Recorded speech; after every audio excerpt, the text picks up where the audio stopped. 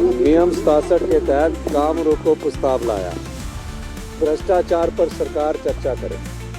चर्चा के समय विपक्ष के नेता सदन में उपस्थित ही नहीं थे।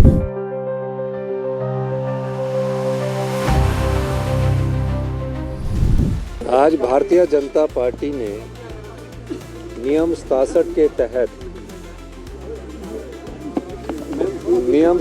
के तहत काम रोको प्रस्ताव लाया और काम रोको प्रस्ताव किस चीज का लाया कि भ्रष्टाचार पर सरकार चर्चा करे। ये विडंबना ही है कि भ्रष्टाचार की चर्चा के समय भारतीय जनता पार्टी के विपक्ष के नेता जयराम ठाकुर जी आज सदन में उपस्थित ही नहीं थे। और सदन में उपस्थित नहीं थे तो जो भारतीय जनता पार्टी 5 गुटों में बटी है, मैं चाहता था कि जयराम ठाकुर जी सदन में उपस्थित होते, क्योंकि जो भ्रष्टाचार के मुद्दे पर बात कर रहे थे वो मुद्दा नहीं है। ये एक आरोप लगाने की प्रक्रिया में कौन आगे आना चाहता वो है। और मैं ये भी कहना चाहता हूँ कि अध्यक्ष महोदय ने बार बार कहा है, कुछ बातों को उन्होंने कहा है, जो बात ये लोग कर रहे हैं, जिस प्रदेशाध्यक्ष के नेतृत्व में आज रैली हो रही है, उस प्रदेशाध्यक्ष के पर जब वो स्वास्थ्य मंत्री थे और जिस स्वास्थ्य मंत्री के नेतृत्व में पीपीई किट घोटाला हुआ और उसके बाद उनको एक आंतरिक राजनीतिक षड्यंत्र के तहत डॉक्टर राजीव बिंदल जी को हेल्थ मिनिस्टर के पद से हटा दिया गया। हेल्थ मिनिस्टर के पद से हटाने के बाद फिर राजनीति आंतरिक चली और आज जिस हेल्थ मिनिस्टर को जयराम ठाकुर जी ने हटाया था, उसी हेल्थ मिनिस्टर के नेतृत्व में भारतीय जनता पार्टी के प्रदेशाध्यक्ष बने। आज उनके नेतृत्व में वो भ्रष्टाचार जन आक्रोश रैली कर रहे हैं। मैं ये जानना चाहता हूँ कि कहीं ना कहीं भारतीय जनता पार्टी की आंतरिक कलह इतनी जगह है जो 5 गुटों में बटी है। जो आप बात कहना चाहते हैं, 3 बजे तक जयराम ठाकुर जी आए नहीं, पहले ही हाथ खड़ा करके बोला कि आज सारा ही कार्रवाई स्थगित कर दो। भाई 11:30 से लेकर आपकी रैली तो 12:30 थी। 1 बजे बंद होना था, 1 बजे तक तो हाउस में बैठे रहते तो गंभीरता उनकी नजर आती है। दूसरी बात, क्योंकि बीजेपी में पहली बार ऐसे देखने को मिला और ये बड़ी विडंबना है इतिहास की कि बीजेपी के विधायक जो है वो कोई भ्रष्टाचार की बात नहीं कर रहे हैं। ये खरीद लिया, वो खरीद लिया, इस जगह को इतने में खरीदा, इस जगह को इतने में खरीदा। तो फिर आप बताइए कि भ्रष्टाचार हुआ कहाँ? इसलिए नहीं वो वो सिर्फ भ्रष्टाचार के शब्द को लाना चाहते हैं। भ्रष्टाचार का शब्द हुआ। उन्होंने कहा, सोचा कि नियम 67 के तहत सरकार स्वीकार नहीं करेगी और हम वॉकआउट करके रैली में चले जाएंगे।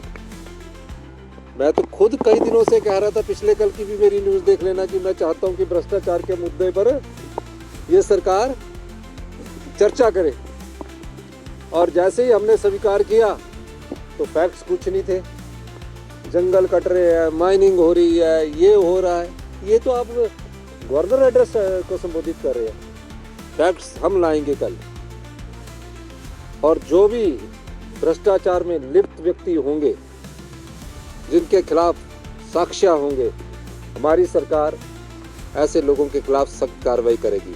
दूसरी बात, राजनीतिक जीवन में आरोप प्रत्यारोप चलते रहते हैं, लेकिन ऐसी बीजेपी की दुर्दशा मैंने पहले कभी नहीं देखी। ऐसी गंभीरता मैंने पहले भी नहीं कभी देखी। जुम्मा 28 चुनकर आए हैं, 14 ही बैठे थे, भ्रष्टाचार पर चर्चा हो रही, 14 विधायक कहाँ थे? और मुझे पता है कि जब मैं ऐसी बात करूंगा तो कल 28 के 28 आएंगे, और मुझे पता है कि मेरे रिप्लाई से पहले यो वॉकआउट भी कर जाएंगे। तो वॉकआउट जब रिप्लाई देते ना तो विपक्ष बैठे रहे तो स्वाद आता है, जब वॉकआउट कर देंगे तो थोड़ा सा बोलने में भी तो अच्छा नहीं लगता है। मेरा इनसे अनुरोध है, सभी भारतीय जनता पार्टी के नेताओं से, मैं जानता हूं कि हाईकमांड का इन पर बहुत प्रेशर, बहुत दबाव है। हर एक 5 गुटों में बिंदल जी के गुट के आज अपनी रैली की, जयराम जी का अलग गुट है, अनुराग ठाकुर जी का अलग गुट है। अनुराग ठाकुर जी के सभी समर्थकों के खिलाफ वो चार्जशीट लेकर आए हुए हैं। अनुराग ठाकुर के जितने भी समर्थक हैं, जिस HRTC की जगह की बात करो, तीनों अनुराग ठाकुर के समर्थक हैं। रविंदर रवि जी के समर्थक हैं, अब इनके रविंदर और सारे भारतीय जनता पार्टी के हैं। जो सुरेश जी ने बात कही आपके सामने, 9 साल पहले HRTC की जगह जिसको बोल रहे हैं उसके भी तथ्य ढंग से नहीं प्रस्तुत कर सके। सवाल ये पैदा होता है कि भ्रष्टाचार हुआ कहाँ है? भ्रष्टाचार इनके कार्यकाल में हुआ। फिर बेचारे हमारे जयराम जी परेशानी में हैं, परेशानी में उठकर हर बार बात करते हैं।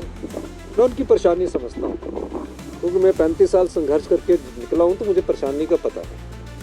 तो मैं ये भी कह सकता हूँ, जब कुर्सी की लड़ाई होती है तो ना बिंदल जी को बुरा मानना चाहिए, ना जयराम जी को बुरा मानना चाहिए।